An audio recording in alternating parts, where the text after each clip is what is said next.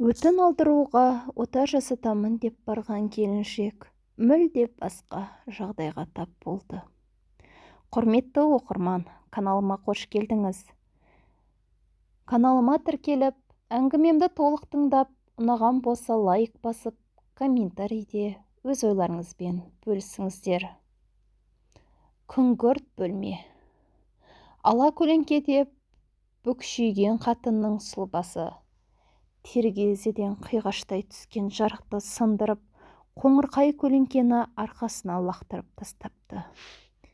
Кеудесінде жаны бар жоғы белгісіз. Мелшиген бейне бейуақытта қарайған қара тастай состаяды.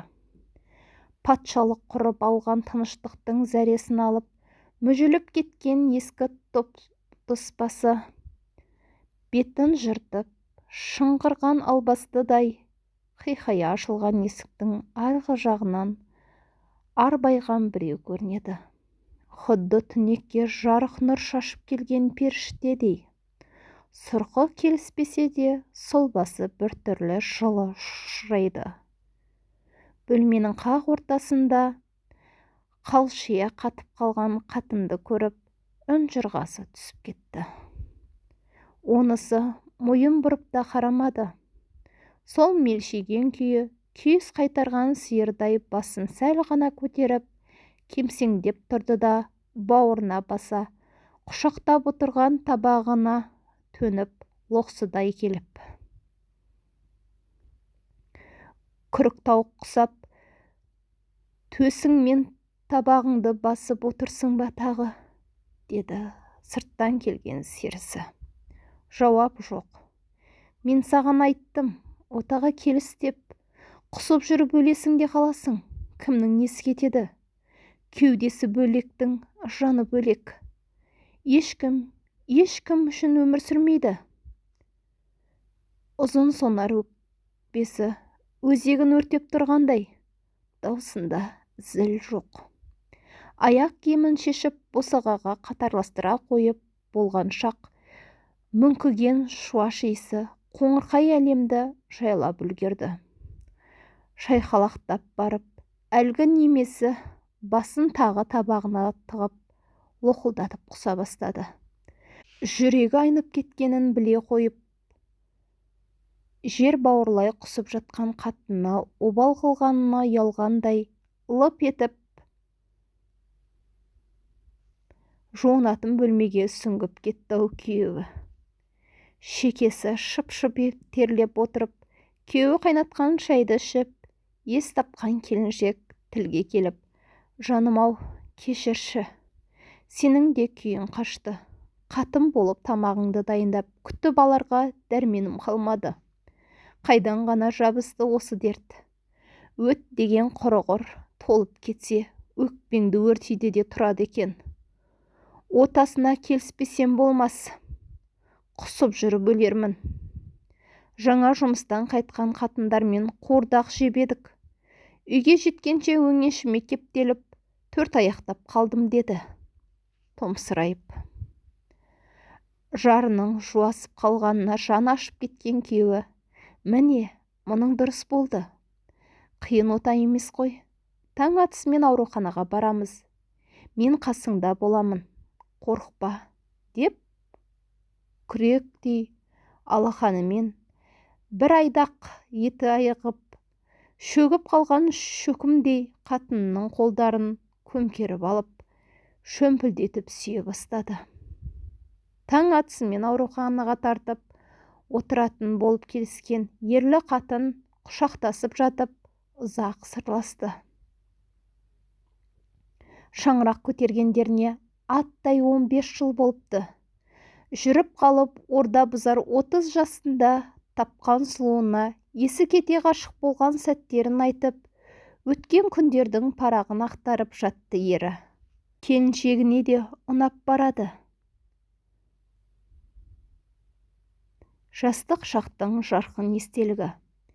Күйеуінің құшағына тығыла түсіп, көзінен еріксіз аққан жасымен күйеуінің көкірегін сулап, күрсініп қалды. Қорқатындай бар. Жеңіл ота дегенімен тұп-тура өзінің қазіргі жасында анасы ота үстелінде осы аурудан көз жұмды. Дәрігерлерден кеткен қателік пе? Талқаны таусылып тұрған соң өлді ме? Белгісіз. Аяқ астынан сүйреп жүріп өсірген анасынан қас пен көздің арасында айырылып қалды ғой. 45-ке келгенше пұшпағы қанамаған сорлының шері жанын жеп болды. Бармаған жері, баспаған тауы қалмады екеуінің. Дәрігерлердің бергенін ішіп, жардай болып ісініп, емші-домшының айтқанын істеп, иттей жалықты. Көтересің деп, шегелеп тұрып айтқан татар кемпірдің сөзі де ақталмады. Үмітім-ай, көңілдері пәсиіп, жүндері жығылып, бала аңсауды бір жаула доғарған екеуі. Тумаған қатынның табиғаты әйелдік заңдылықтан тез ауытқып, климакс басталып кеткенде, үміттің жіңішке жібі бір жола үзіліп тынған. Байына разы. Ұл десе ұлын, қыз десе қызын тауып жатқан қатындар байынан таяқ жеп, пұшайман күн кешіп жүр. Ойнаш жасап, көрінген еркектің соңынан сөлпеңдеп, өзегін жарған балаларын тастап кетіп жатқандары қаншама. Еркек болып шекесінен шерткен жоқ. Қол көтеру бұлай тұрсын, даусын қатайтқан емес. Жарықтық. Жүрегінің астында бүлкілдетіп 9 ай 10 күн көтеріп, бел сүйегін қақайырып шыққан шаранасын қоқысқа тастап кеткен. Ұрғашылар жайлы естігенде, бұл екеуі жағасын ұстап, өмірден баз кешіп кететін. Құдай тілегенде бермей, тек сізге берсе, өзіне жөнде. Қылаулап атқан таңды кірпі білмей қарсы алған ерлі-зайыптылар жұрттан бұрын тұрып ауруханаға жиналды.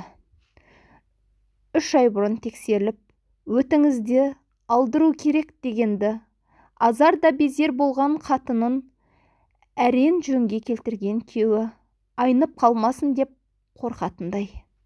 Ширақ қозғалып, тез киініп, есіктің көзінде тұр. Сәуірдің саумал салқыны сарайыңды ашып, көкірегіңді кереді.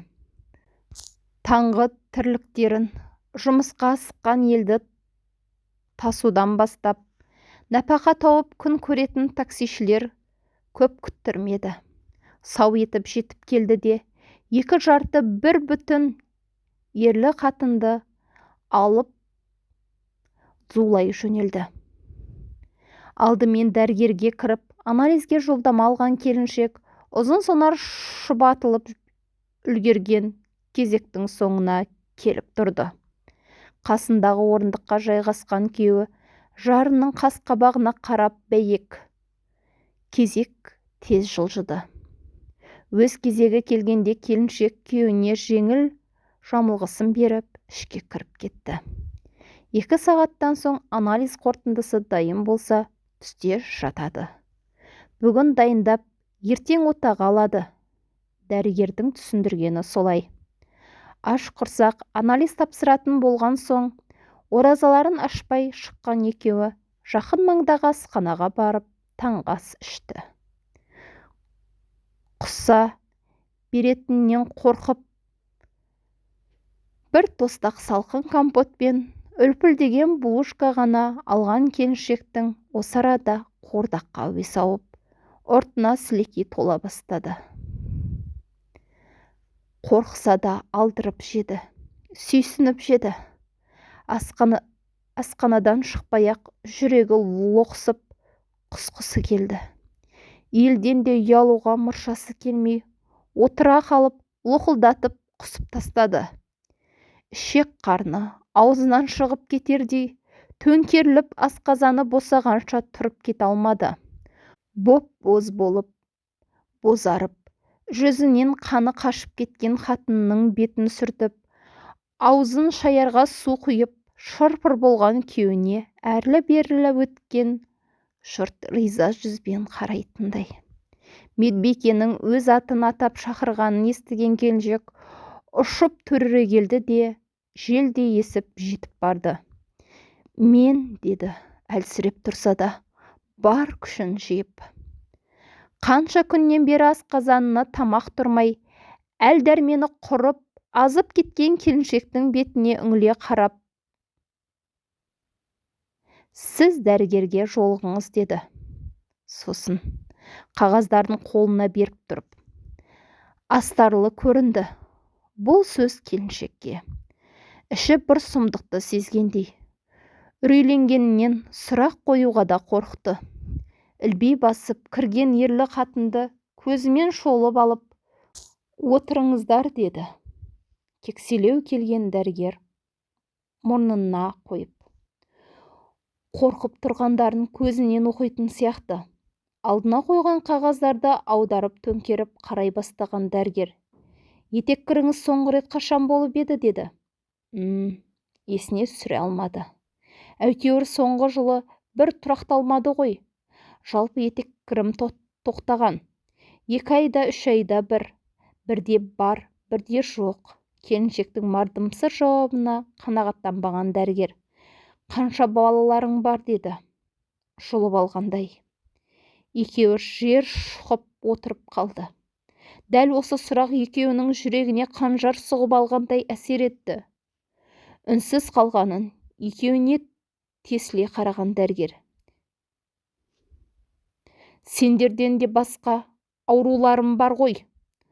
Жауап берсеңдерші, уақытты алмай», деді, зіркілдей сөйлеп. «Жоқ, біздің баламыз жоқ», деді. Келіншегінің бұл сұрақтан жылап тынатынын білетін күйеуі қатқыл дауыспен. Дәрігерді жүрексіз пендедей жек көре түсіп, оның отаға қандай қатысы бар деп сұрады, сұрланып. «Ендеше балаларың болады», деді дәрігер, қағыта жауап беріп. Біріне бірі тесіле қараған ерлі зайыптылардың құлағы шулап, бастары айналып кеткендей. Екеуі де бірдей әсер кешіп отыр. Аяғының астынан жер қашқандай. Қалбалақтай тұрған келіншек күйеуінің қолтығына жармаса сүйеніп, әзер басып сыртқа беттеді. Бұл күйдің қандай күй екенін түсіне алар емес. Кенет әлде бір күш көтеріп алғандай, жеп-жеңіл қадамдай сыртқы есікке қарай бет алды. Көбелектей ұша жөнелген келіншегін қуып жетіп, қолынан тарта: «Қатты жүрмесеңші, баламыздың миын шайқайсың», деді күйеу қатынның құшағына қатты қысып. Еркек болып көзін жас шықпаған екен. Әкесі марқұм еркек көзімен емес, көкірегімен жылайды дейтін. Сол сөзді жадында мықтап сақтаған ба? Өмірінде жас ағып жыламапты. Жоқ, жылап тұр. Дерт дегені жерік екен. Ып-ыстық көз жасы бетінен сырғанап, сүйікті жарының сүмбіл қара шашына сіңіп жатыр. Күйеуінің бауырына тығыла түсіп, үнсіз қалғанымен келіншегі де жылап тұрған сияқты. Біреу шипа іздеп, біреу жақыннан айырылып, біреу бөпелі болып, мың түрлі тағдыр, сан түрлі көңіл күймен кіріп шығып жатқан жұрт. Аурухананың алдында құшақтасқан екі мұңлыққа бұйырған бұл күннің бақытты күн екенін білмейді.